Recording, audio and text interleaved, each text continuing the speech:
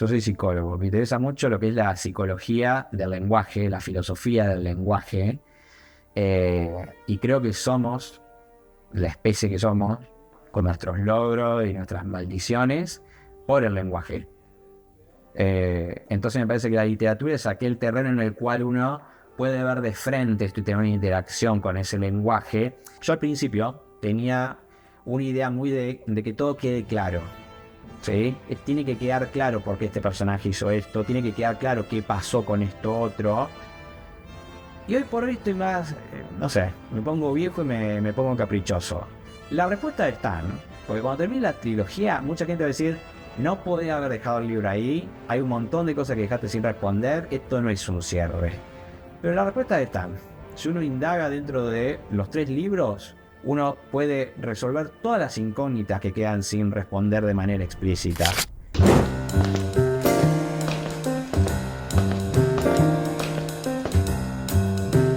Caminamos multiplicando palabras por las calles, apropiándonos de sus lenguajes, paso a paso entre criaturas ávidas del verbo, con los pies descalzos también entre aquellos que perdieron sus abecedarios. Venimos de universos abiertos en las hojas, extraterrestres caminantes del ágora, abriendo puertas en bibliotecas, buscándonos, rescatándonos de nosotros mismos, para otros nosotros del verbo que nos toca. Extraterrestres, un nido rescatando vuelos del hombre en el paisaje. Mi nombre es Luciano Arias, nicoleño y escritor. Acompáñame a conocer a otros autores, a veces llamados invisibles. Invisibles, sí, pero que se hacen escuchar a través de las palabras.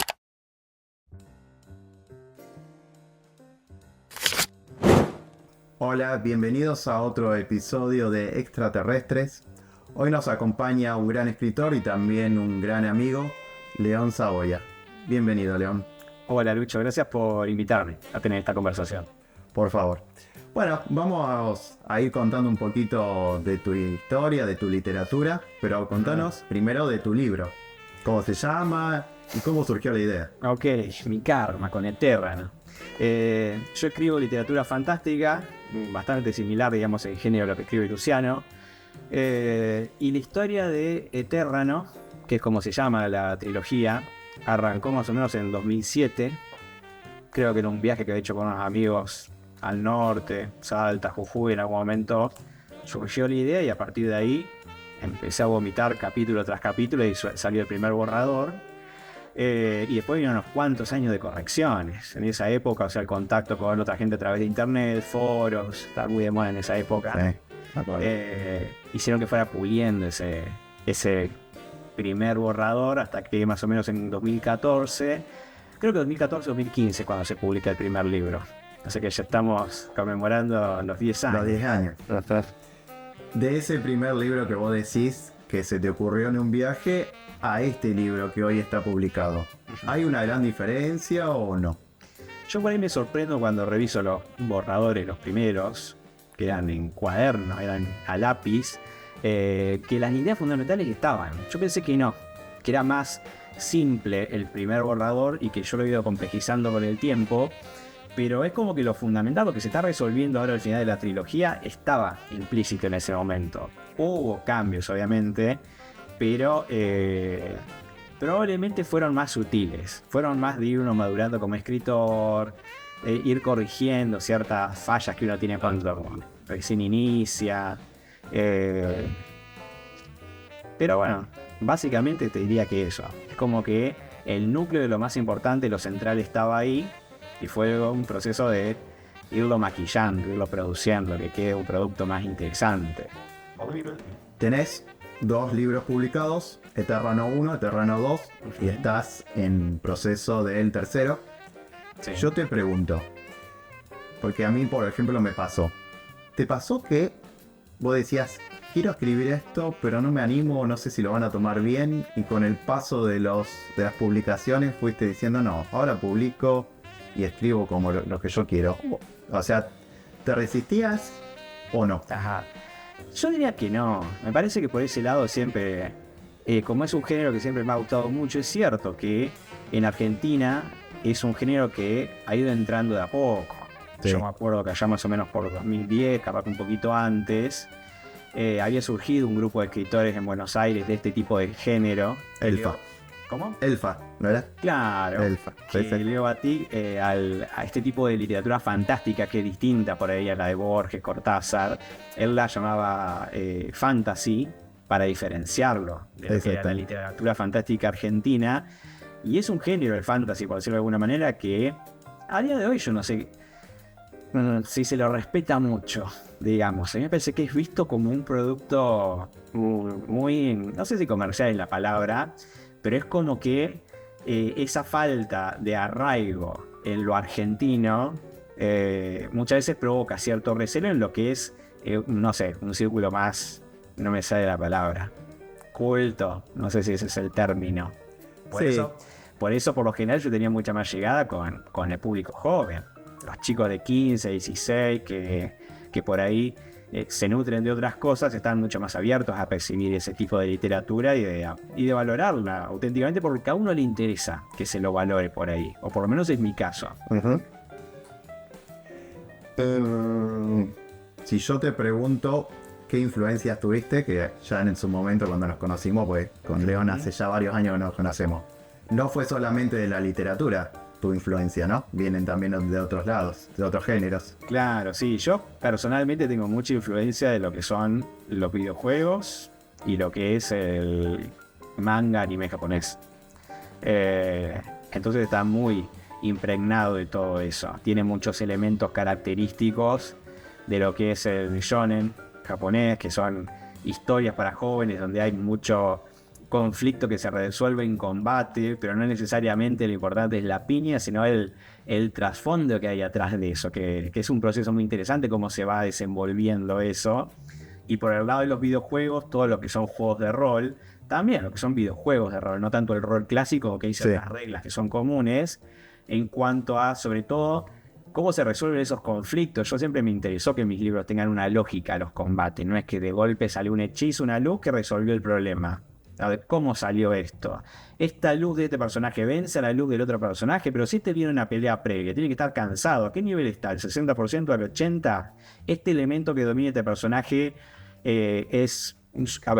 supera o es débil en relación al del personaje con el que está combatiendo. Por eso también los capítulos de pelea me cuestan mucho, porque les dedico mucho tiempo a que sea coherente el sistema.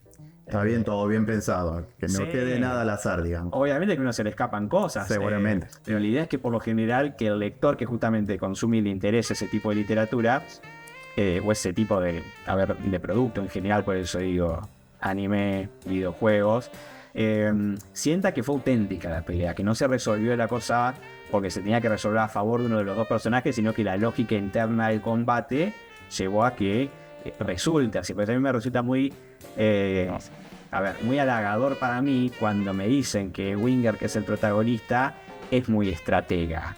Porque es cierto que él en otras áreas de la vida es muy inocente, no es muy avispado para muchas cosas, pero en ese ámbito sí. Entonces que los lectores vean eso y que no digan, che, no, Winger es un aparato para todo, ¿cómo ganó esto? ¿Dónde se le salieron esas ideas? Sino que se vea justamente eso como él es habilidoso en ese terreno, y en ese terreno él estudia mucho, se esfuerza mucho, planifica muchas cosas, trata de anticiparse a futuros combates o situaciones que se puedan armar. Entonces eso me resulta muy halagador. Decía. Es decir, que algo que vos planificaste para tu personaje principal, lograste que quede bien plasmado y que el lector lo reconozca. Por suerte, fíjate, eso es lo que hablamos al principio sobre el tema de qué fue cambiando con el pasar del tiempo. Y el Winger inicial tenía esas características de lo que en el mundillo de los escritores se llama una Merizú o un Garistú, que era un personaje al que las cosas le salen bien porque una proyección del escritor y quiere que todos lo valoren, lo reconozcan, lo aprecien. Y es cierto que tenía muchos puntos débiles de personaje porque yo lo hice partir de cero. Era un personaje débil. También he ido cambiando ese gusto con el tiempo, pero a mí nunca me gustaron los personajes que son súper poderosos, porque me parece que era muy... Es como que me gusta ver la evolución de ese personaje, cómo pasó de ser un don nadie, alguien muy débil, alguien sin recursos a poder seguir forjar un propio camino. Sí. Básicamente el camino del guerrero. Y sí. Siempre están presentes todos Ese concepto. esos elementos. Bueno, pero ya hablamos del libro, pero contanos cuál es la historia del libro, para los que no lo conocen todavía. A ver. Terran es la historia de Winger, que es un chico que vivía en el campo con sus tíos, hasta que cierto día encuentra un manual de hechicería en el sótano de la casa. Está todo ambientado en un mundo ficticio, que no tiene nombre ese mundo porque es el mundo, no hay otros mundos en ese universo que conozcan los personajes, por lo menos. Entonces, no me parece, yo al menos no le quise dar nombre al mundo de Terran. La gente por ahí cree que Terrano es como se llama el mundo. La gente se pregunta qué es Terrano. Esa iba a ser la siguiente pregunta. Pero vamos primero por partes. Winger en el campo con los tíos encuentra ese manual, y lo que tiene particular ese libro es que la última página tiene un mapa que tiene una única referencia, tiene una palabra que es Potsol. Winger no tiene idea qué es eso, qué representa ese mapa, quién lo dibujó, porque está hecho a mano. Pero esa palabrita y ese mapa lo van a conectar con dos bandos que se vienen enfrentando hace décadas, más tiempo tal vez incluso, y él va a quedar metido en el medio de ese conflicto. Y bueno, las decisiones que va tomando en el camino van a ir haciendo que ese enfrentamiento entre esos dos bandos se vaya volcando en una dirección, en otra. Y siempre tuve esa duda, te lo voy a preguntar ahora que puedo. Ese mapa que aparece en la casa de los tíos, ¿hay una razón por el cual está ahí?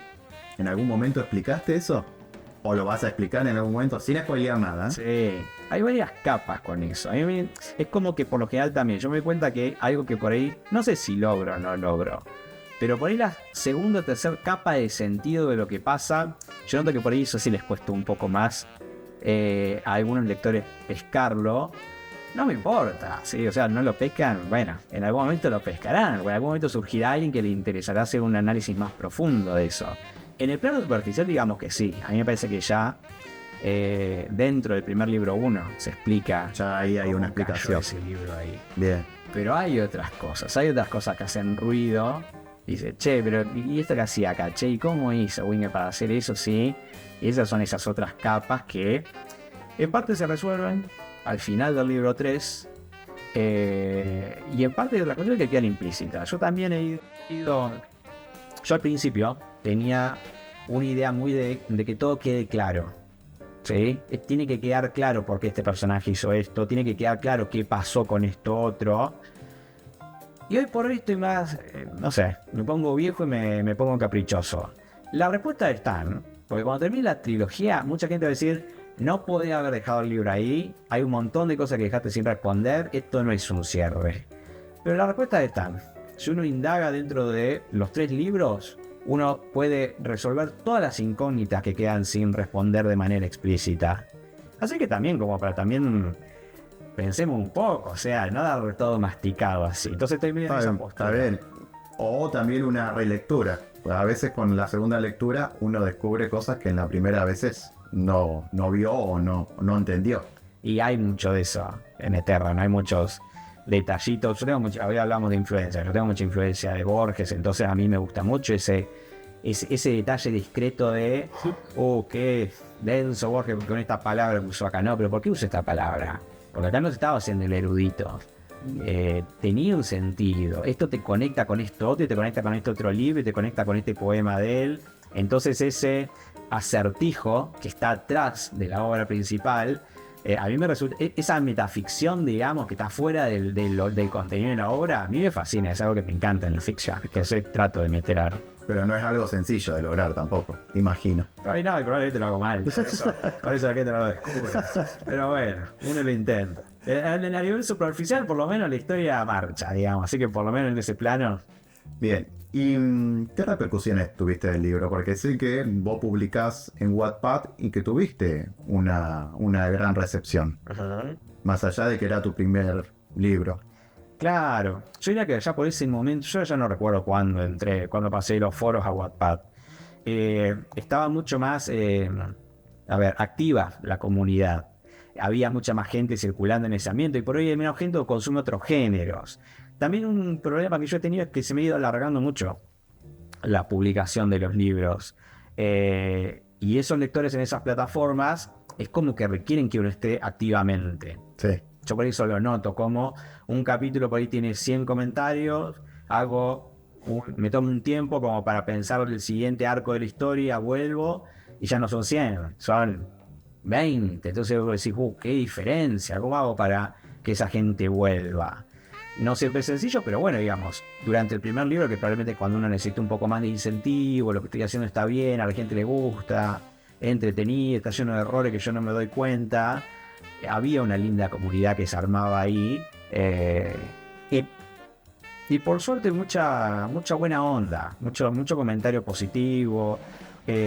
Hace un tiempo, viste, como para subir a Instagram estaba buscando así como ciertos comentarios de la gente como para compartir, como para hacer un poco de publicidad. Sí, sí. En cuanto a esta gente le gustó esto. Alguien más lo leyó. Claro, y sinceramente, o sea, encontré comentarios muy lindos que yo no me acordaba. Yo los respondo siempre a casi todos. Sí. Pero yo no me acordaba que en el libro 1 la gente me daba un feedback tan fuerte, con tantos elogios, destacando tantas cosas que yo digo, mirá, yo pensé que esto no había gustado, yo no sé si la gente se va a dar cuenta de esto, pero sí. Así que sí, esa fue una etapa linda. Y es lindo también ese ida y vuelta, ¿no? Que uno publique y tener una respuesta medianamente inmediata, que a lo mejor con el libro físico no se consigue tan rápido. Claro, sí, es un proceso diferente el contacto con el público. Además yo soy muy aparato para eso. Yo cuando en alguna situación estoy con mis libros y se acerca alguien y yo leí tu libro, qué bueno que está, que yo poco más salgo corriendo, ¿sí? Y debe decir, mirá, le fui con todo el elogio y me dijo, hola, chao, si no le compro nunca más un libro. Pero soy tímido, de cara a cara, entonces me cuesta un poquito eso. Sí, cuesta. Pero es cierto que por ahí es más inmediato ese feedback. A mí eso me resulta muy interesante, que ese ida y vuelta permite que uno pueda ir haciendo calibraciones momento a momento. Que por ahí en otra época del mundo, la obra es esta, y las repercusiones son al libro entero, y las decisiones que tomaste ya están tomadas. Claro. Podés hacer una revisión, modificar ciertas cuestiones, pero me resulta muy interesante ese ida y vuelta continuo que permite que uno diga, claro, mira, esto hace 5 capítulos que estoy planteando, nadie lo nota, mejor le entro por otro lado a ver si produzco el efecto que quiero lograr. Es como que es una retroalimentación constante que permite que uno pueda ir calibrando cada vez mejor, me parece. Y en base a eso te pregunto, ¿alguna vez vos tenías tomado una decisión de un personaje, un momento o algo, y lo cambiaste por influencia o porque otras personas empezaron a decir, a mí me parece que va a pasar esto, y vos dijiste, esto está mejor que lo que yo había pensado, o no? Siempre fue tu historia y la mantuviste. Yo era que con los aspectos que yo tenía claro que querían que pasen, a darle para adelante. Si no te gusta, no te gusta, lo lamento. Pero es mi modo de escribir. Yo hay cosas que voy descubriendo de los personajes a medida que interactúo con la gente. Entonces la gente me dice, ¿y cómo llegó este personaje de acá a acá? No, claro, porque este personaje es muy sociable, tiene contactos en ese pueblo, consiguió que alguien lo lleve. Y yo, claro, a mí nunca se me había ocurrido eso explícitamente. Claro. Esa característica del personaje. Entonces hay ciertas cuestiones del trasfondo del mundo de Terra que tal vez yo no las tengo del todo desarrolladas. Y hay gente que puede decir hipótesis muy interesantes. ¿No será que este es un mundo cíclico en el que pasa tal cosa? ¿No será que este personaje en realidad es un alter ego de este otro? Y no tengo que tomar esas ideas así tal cual, pero muchas veces digo, che, qué interesante esto que tiró esta persona. Así que guardo ese comentario para irlo desarrollando después. Yo diría sobre todo en lo que es el trasfondo más arcaico.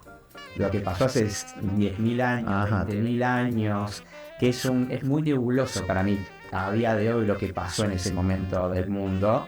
Entonces muchas veces esos comentarios me tienen ideas que digo, mira qué interesante esto que me sugirieron. Es decir, que esa parte del pasado que vos mencionaste antes no está tan clara en vos, por lo menos. No. Para nada. A lo largo del tiempo, a medida que he necesitado ir revelando ciertas cosas, se han ido esclareciendo, pero son por necesidad hacia dónde avanza la trama y no porque de antemano esté perfectamente delimitado. Bien. ¿Vas a decir qué significa Eterra? No. No. O sea, vas a tener que leerlo para eso. Exactamente. En el libro 3 está. Está la explicación. Yo le iba a dar. ¿Explícita? Sí. Ahí sí. Ahí lo pones puntualmente. Eterna, 2 puntitos, eso. La gente en Wattpad comenta, ¿viste? Lo dijo en el título. Sí, yo no puedo ser tan... Sí, uno lo podía descubrir también por su propia cuenta, pero no puedo ser así. Eso sí tenías que explicarlo. Claro. Sí, y desde el principio, desde el borrador original está el nombre. Así, por eso es lo que yo te comentaba, que hay ciertas ideas que estaban desde el principio. No es que yo digo, uy, esto, ¿cómo lo resuelvo ahora que estoy llegando al final? Y no se me ocurrió. Hay 3 o 4 cosas que yo decía, estoy llegando al final y no sé cómo resolver esto. Por eso también por ahí se ha ido alargando tanto la publicación del libro 3, se ha demorado. Pero esas otras cuestiones sí, estaban claras desde el principio. Si uno es atento, yo no sé si en el libro 1 uno puede detectar que es Eterna. Pero ya con el libro 2 sí. Y con el libro 3, antes de llegar a esa parte, si uno está muy atento, lo puede sacar. Bien. Y te hago 2 preguntas en uno. ¿Tuviste bloqueos y cómo lo resolviste? Sí, tuviste, obviamente. Sí. En la mitad del libro 2 me quedé parado por una escena muy tonta. Era un personaje que tenía que entrar en un lugar, yo no sabía cómo hacerlo entrar o cómo su entrada no incidía en otros personajes que estaban en esa situación. Bien. Y me trabé, y capaz que pasaron 6 meses, 8, 10, que no avancé una página. Casi un año sin desbloquearlo. Y a partir de ahí como que cambié, dije, a ver, no, esto no, yo no puedo por este camino de que cada bloqueo que tengo corto. Entonces lo que empecé a hacer a partir de ahí es, estoy bloqueado con esta escena, bueno, punto suspensivo, sigo con lo que sigue. Bien. Porque he ido notando que muchas veces esos bloqueos se resuelven solos con el avance de las siguientes escenas. Después incluso fui por otro camino más que era, escribo la escena que tengo ganas de escribir. En algún momento esto va a pasar, lo voy a necesitar. Por eso también con el final ahora tengo un poquito más de facilidad. Tengo una carpeta donde tengo todos los archivos de escenas que están transcurriendo en el arco final. Entonces yo digo, por eso también avanzo más rápido con los capítulos, porque digo, claro, este capítulo yo ya tengo escrita la mitad. Claro. Y capaz que lo escribí en 2015, 2016. Obviamente que han ido cambiando cosas, entonces Sí. me sorprende, mirá como yo pensé que esta escena iba a pasar esto y no, lo llevo por otro lado, pero por lo menos ese es un modo en el que yo por lo general venzo esos bloqueos. Sigo hacia adelante, escribo una escena diferente y confío que la idea va a venir en algún momento. Y fue así, digamos. Después supiste cómo encontrarle la vuelta a eso que no podías solucionar. A mí me viene funcionando. Hasta ahora puede fallar en algún momento, pero hasta ahora venimos bien. Final, y yo creo que no me voy a trabar en este momento, con lo poco que queda. Bien. Y sacándote un poco del fantasy, que es lo que más hablamos. Sí. ¿Tenés otros géneros que te interesan dentro de la literatura? Para escribir, me refiero. Sí. Por ahí, a ver, yo estoy pensando en ideas o proyectos que yo tengo, porque soy muy por ese lado yo en general. Podría decir que por ahí lo que es más, un poco de suspenso, tal vez algo de terror. Pasa que como son elementos que yo los puedo incluir adentro del fantasy, muchas veces no tengo la necesidad de salirme del género para abordar esos temas. Tengo una novela inédita, probablemente va a quedar siempre inédita por cuestiones de temas que no quiero mencionar, de reclamos de autoría. De derechos. Sí. No querés que venga un abogado. No quiero que venga el abogado de la familia de una... Yo creo que sé a quién te referís. Sí. Bueno. Pero vamos a dejarlo ahí. Dejémoslo ahí. Pero esa novela va a quedar eternamente inédita probablemente. Y era ubicada en Argentina, en Buenos Aires. Era más realismo mágico tal vez. Sí. Me acuerdo que me contaste. Tenía elementos más de suspenso, tenía humor. Pero vuelvo a lo mismo, yo tengo una historia de humor también que es de fantasía, transcurre en un mundo fantástico, magia, bichos raros, tal. Por eso es un género dentro del cual me siento cómodo. Me parece que pues, no sé si es una falencia o no, me resulta más cómodo inventar mis propios escenarios y tener más control sobre cómo se desenvuelven las cosas que decir, che, yo tengo que averiguar si una carretera entre Córdoba y Rosario conecta en tanto tiempo, en el cual vos necesitas una precisión geográfica, histórica, necesitas otro tipo de estudio. O sea, es estudiar, me parece, cuando uno quiere generar algo un poco más realista. En este género no tiene más capacidad de resolver eso, siempre y cuando tenga una coherencia dentro de ese mundo. Sí, porque uno a veces dice, bueno, es fantasy, todo puede pasar, pero uno va estableciendo una coherencia que después tiene que respetar en la historia en sí. Esa verosimilitud que el lector necesita. Es como que, yo calculo que esto es un efecto psicológico, pero cuando un lector algo le hace ruido, lo sacaste de la ficción. Sos vos arriba del escenario, en la obra de teatro, y se te cae el bigote. Esto es... Yo me creía que este era el padre de este personaje, y no, yo lo conozco. Este es el que me vende, vende siempre en la esquina. Que es un garrón cuando ocurre eso, porque justamente, al menos yo busco mucho esa inmersión del lector en la obra, y aún cuando uno escribe fantasía, esa verosimilitud es necesaria. Una vez que vos estableces, por eso también me esfuerzo mucho en establecer las reglas. No me gusta hacerme esa trampa a mí mismo de no digo esto, entonces me queda la carta para que cuando me dicen, che, ¿por qué pasó esto? No, y pasó por tal cosa, ¿no? Claro. Yo trato de establecer eso. Si esta persona que sabe 10 hechizos, sabe 10 hechizos. Y yo te digo que sabe 10 hechizos para que salió un hechizo 11 que yo lo necesitaba para resolver la escena y de dónde lo sacó. Me parece que el establecer reglas claras dentro de la fantasía permite que el lector lo sienta mucho más sólido al mundo y se sumerja mucho más. Y respetarla en cierta forma también al lector. Sí, si no, le está tratando de... uno no puede, ¿cómo sería? Atropellar la psique del lector. O sea, entra a tu historia. Vos no le puedes decir, este personaje te tiene que caer bien. Porque probablemente lo que genere es el efecto contrario. Claro. Entonces le diré, bueno, ¿cómo hago que este personaje caiga bien? Puede funcionar o no. Es más un sugerir que un imponer. Claro. Y si yo te digo, ¿en qué momentos escribís?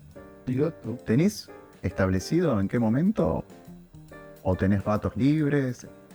¿Te surge la idea? Estoy completamente ebrio cuando surge la inspiración. No. Ahí escribiste todo el libro. No, pero a mí me resulta, a ver, dos momentos. De noche, estoy todo así, en serio, si es un fin de semana, me estoy tomando una cerveza, estoy consumiendo alguna obra de, no sé, alguna película, o estoy con algún juego muy metido. Muchas veces es como que me surge el, uy, qué bueno esto que pasó acá, lo robo, no, mentira. Uy, qué bueno esto que pasó acá, quiero seguir con mi historia. El efecto que me generó esta escena, bueno, te despertó el interés de ir a volver a escribir. Generar eso a alguien, quiero volver ahí. Entonces muchas veces estoy viendo una película, la pauso, voy y escribo un párrafo, sigo, la pauso, vuelvo a escribir un párrafo. Eso de noche. Y después a la mañana, si tengo alguna mañana libre para escribir, como que, no sé, me parece que me pone en un modo mental muy lúcido y muy trabajador, en el cual me siento, escribo. Y eso me pasa de mañana. De tarde no. De tarde es un desastre. Es un momento del día entre las 12 y las 8 que no me vas a encontrar escribiendo probablemente. Bueno, pero tenés establecidos sus momentos. Sí, por lo menos identifico esos patrones, por suerte. Bien. Si yo te tengo que preguntar referentes literarios, ¿qué referentes tenés? Y yo siempre digo que en mi caso son Borges y Bodoc. Y Eliana Bodoc. A mí de Borges, en cuanto a ver, por ahí no tanto en el contenido, pero a mí los dos, de manera diferente, me enseñaron que la palabra es una herramienta y uno la usa, no es algo dado o un simple canal de comunicación. Entonces, ambos autores a mí me permiten ver cómo yo puedo, porque muchas veces yo lo veo que en este género, gente que entra, lo que hace es crear una película con palabras, te quiere contar lo que está pasando. Sí. No, que el personaje mide 1,75 m y tiene el pelo de tal color y tiene una bota con tal forma. cuando eso es el cine o la televisión Claro. o la serie, no es la literatura, por lo menos como lo entiendo yo. O sea, ¿en qué sentido? Es desperdiciar recursos que tiene la literatura el ponerse en ese modo plenamente descriptivo, por decirlo de alguna forma. Entonces, tanto Borges como Liliana Bodoc me han enseñado cómo se pueden usar las palabras para generar cosas. Si yo digo, era un hombre inconmensurablemente alto, ese adjetivo metido ahí tan largo, tan, no sé, ruidoso, Suena así, se nota feo. provoca algo, ¿sí? Bueno, pero ¿cuánto medía? Y no sé, capaz que para vos eso es 1,80 m y capaz que para otra persona son 2,50 m. Salvo cuando son necesarios los datos. Si yo necesito que este personaje tenga, ¿sí?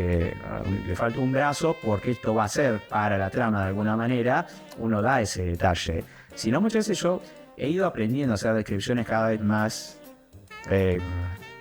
¿cómo sería? Ay, no sé la palabra ahora. Desnudo, no sé cómo decirlo, pero sin dar tanto detalle, usar Claro. un adjetivo fuerte, ¿sí? Era una persona de, no sé, de complexión cúbica. Y bueno, ¿qué te genera esa palabra? ¿Cómo es ese personaje? Imagínatelo a partir de eso. Claro, justamente ¿para qué? Para el efecto que va a generar. O cómo usar la palabra, cómo termino, cómo uso las repeticiones. Entonces, tanto Borges como Liliana Bodoc usan muy bien eso. Es como que provocan efectos emocionales por cómo construyen la escena y no por la escena en sí. Claro. El reordenamiento de las escenas, también, cómo ese rompimiento en la cronología también produce un efecto. No tienen por qué los hechos ir siendo narrados de manera lineal necesariamente. De vuelta, siempre es en función de qué quiero lograr con esto. Esta palabra, esta frase, este párrafo, ¿para qué está ahí? ¿Por qué está escrito de esta manera? Dijiste dos referentes complejos, porque Borges hay que, como te decía antes, leerlo y releerlo. Y Liliana Bodoc parecía que escribía poesía cuando en realidad estaba haciendo narrativa, pero tenía una prosa única. Sí. La verdad que sí, yo me acuerdo de haberlo leído y me enamoré de la prosa que tenía. ¿Has leído literatura nicoleña? Y si tengo que ser sincero, muy poca. Muy poca. Sí, he leído. Pasa que hoy en la mañana pensaba, yo no me acuerdo de las clases mías en la escuela. No me acuerdo qué hacía yo en tercero de secundaria. O sea, ¿qué hacía? Yo prestaba atención, yo anotaba, yo hablaba con mis compañeros, borré. Es como que tengo un disco rígido muy chiquito. Entonces, como tal, a ver, como en los últimos años no he estado leyendo literatura nicoleña activamente, sinceramente ahora no recuerdo alguna obra o algún autor nicoleño que yo diga, sí, recuerdo específicamente. Sí, he leído muchas antologías, por eso conozco por lo general alguna obra de varios de los autores nicoleños, pero sinceramente en este momento no, me avergüenza admitir que no recuerdo ahí como para decir. Para mencionar a alguien en particular. Sí, por ahí, si tengo que nombrar a alguien, Miriam Cairo, me gusta cómo escribe. Miriam Cairo, Genera esto de paz, el golpe. Es un referente también a nivel San Nicolás. Si yo te digo poesía, ¿has escrito poesía? No, soy pésimo. Soy pésimo para leer poesía, interpretar poesía y escribirla. Yo tengo canciones escritas, no es lo mismo. Pero también yo leo las letras de mis canciones y yo digo, ¿cómo se me ocurrió esto? Porque si yo lo quiero hacer activamente me cuesta muchísimo. Y no es algo en lo que me haya formado. Por lo general, mi formación como escritor ha ido más por el lado de la narrativa siempre. Claro. Cuando he hecho algún curso, algún taller, cuando he participado en alguna actividad literaria de aprendizaje, siempre he ido más por el lado de la narrativa. Así que es un género que no sé, que me supera hoy por hoy, no, me cuesta mucho. Sí, yo la verdad comparto con vos, tampoco escribo en poesía ni me cuesta leerlo, pero realmente admiro a quien lo logra porque es un género que realmente no puedo manejar, nunca pude manejar. Sí, es interesantísimo. ¿Qué es la literatura para León? Oh, esas preguntas tan generales. A ver, ¿qué invento? Quiero aclarar que esta pregunta viene de Darío Valenzuela, no mía. Ah, está bien, está bien. Sabe, Sí, cargo. me esperaba una pregunta así. Bueno, Darío también es un genio. A ver, es un puente entre mi realidad interna y la persona que va a recibir, que va a ser receptora de esa realidad interna mía. De una manera o de otra, yo personalmente siempre al arte lo veo de esa manera. Un autor y un lector, un oyente, un espectador, sea el género que sea. Lo veo como un canal más a través del cual uno se conoce a sí mismo conectando con otra persona a través de ese puente, que en este caso sería de literatura. Pero bueno, fíjate que te da una definición muy general, porque la verdad que lo mismo valdría para la música en mi caso, lo mismo valdría para la pintura. Yo creo que la literatura tiene la particularidad de que a mí me interesa mucho yo soy psicólogo, me interesa mucho lo que es la psicología del lenguaje, la filosofía del lenguaje, y creo que somos la especie que somos, con nuestros logros y nuestras maldiciones, por el lenguaje. Entonces me parece que la literatura es aquel terreno en el cual uno puede ver de frente, tener una interacción con ese lenguaje. Esto que te comentaba, el descubrir que las palabras se pueden usar para lo que uno quiere, hace que uno diga, bueno, ¿y para qué me estoy diciendo? Che, qué feo que te quedó el corte de pelo, ¿cómo no te...? Bueno, ¿y para qué me estoy diciendo esto? ¿Y para qué uso estas palabras para describirme de esta manera? Es como que esos recursos que trato de emplear, construir, aprender a usar en la literatura, me terminan sirviendo como un modo de, no sé, terapia personal, por decirlo de alguna manera. Me parece que también un poco lo que busco por el lado de la literatura en los lectores es ese ruido de, che, no te dejes hablar por el lenguaje, apropiátelo un poquito, velo, fíjate cómo te hablas a vos mismo, cómo le hablas a los otros. Bien. ¿Proyectos a futuro? Con la literatura, obviamente. No lo sé, viste que venimos hablando de que este año se termina el terreno, ¿no? Sale el tercer libro de la trilogía, de momento no hay cuarto libro, de momento, así que por ese lado no. Voy a ver por dónde sigo.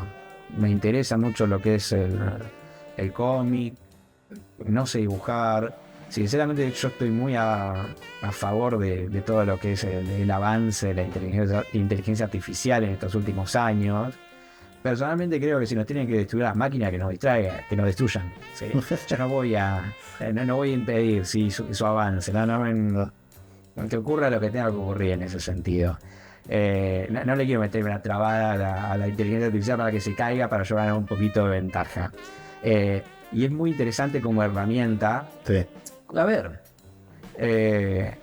vos hace 100 años atrás, sí, no encontrabas una palabra y tenías que recorrer la biblioteca de tu casa buscando un diccionario para encontrar esa palabra, o si no directamente tener que ir a una biblioteca pública, a un edificio, digamos, a encontrar la palabra que necesitabas. Hoy por hoy, sí, a través de internet o el celular haces 2 clics y lo encontrás. Y que eso es hacer trampa, digamos, o sea, no, porque Borges no hacía esto en su época. ¿Cómo voy a estar usando yo el autocorrector de Word? Si esto es una blasfemia. En realidad eso permite que ciertos procesos automaticen para que quede más espacio, para que uno se ocupe de otros aspectos de la creación, por decirlo de alguna manera. Y a la inteligencia artificial yo lo veo de esa manera, lo veo como un asistente. Sí. Que permite que uno Coincido. pueda llegar a encontrar o transmitir o generar algo nuevo de uno con esa asistencia. Si uno pretende que la inteligencia artificial haga todo, probablemente va a salir una porquería. No, obviamente. De acá a 15 años no sé, de acá a 5 años no sé. Hoy por hoy sí. Pero la idea es eso, a ver, ¿cómo puedo yo integrar esta herramienta en mi trabajo, a ver, como artista, por decirlo de alguna manera? Entonces, por eso, por el lado de el cómic y cómo incursión en el hecho de lo que es la ilustración digital por ese lado, pero estoy interesado por ahí. Por el lado de la literatura más tradicional, tendría que pensarlo. Yo no sé si arrancaría inmediatamente algo así. O sea, me gustaría irme más por el lado de los videojuegos, el cómic, algo más audiovisual tal vez. Uno también por ahí necesita un descanso, un corte cuando hace una obra tan larga como es el caso de la tuya. Vos dijiste que estás desde el 2011 con esta obra prácticamente. Sí, antes. Sí, sí. También es eso. Sí, probablemente quiera ese. Es como que vos decís, jugaste al fútbol toda tu vida. Bueno, estoy probándolo un poco con el básquet, como Claro. para salirme simplemente de ahí. Tal vez uno después se extrañe y regresa acá. Probablemente lo haga pronto, en un par de años. Pero probablemente quiera incursionar más en eso, en otras áreas del arte, en la música. También. Realmente estoy más centrado en proyectos musicales, teatrales. Ando metido bastante en lo que es el teatro musical. He visto fotos. He visto fotos. Y por ahí estoy más metido en otras facetas artísticas, digamos. Está bien. Eso, por ahí mis proyectos a partir del año que viene avancen más en otras direcciones. Pero viene todo un poco de la mano también, ¿no? Decíamos, la música necesita escribir para producir. Sí. En el teatro es lo mismo. Sí, sí, sí. Uno le puede encontrar puntos de relación a todas las artes y me parece muy lindo ese proyecto, ese proceso de integración, digamos. ¿Algo más que quieras agregar, Cleo? No, me parece que no. Me gustó mucho. ¿Te gustó? La entrevista fue muy abierta, tocamos muchos temas, muchas preguntas muy interesantes. Te sentiste cómodo, como un café. Falta el café nada Como más. cuando nos juntamos a tomar un café, exactamente. Para los que no saben, con León hace años que nos conocemos y incluso en la pandemia te acordás que hacíamos vivos. Sí, qué lindo acordás? que estaba eso. Hay que volver a eso. Sí. Sí. No hay que esperar a otra pandemia, hay que hacerlo sin Exactamente. necesidad de la pandemia. Antes de que nos gobiernen las máquinas. Claro. Así que tengas que hacerlo. Bueno, muchas gracias a todos y pasó León Saboya.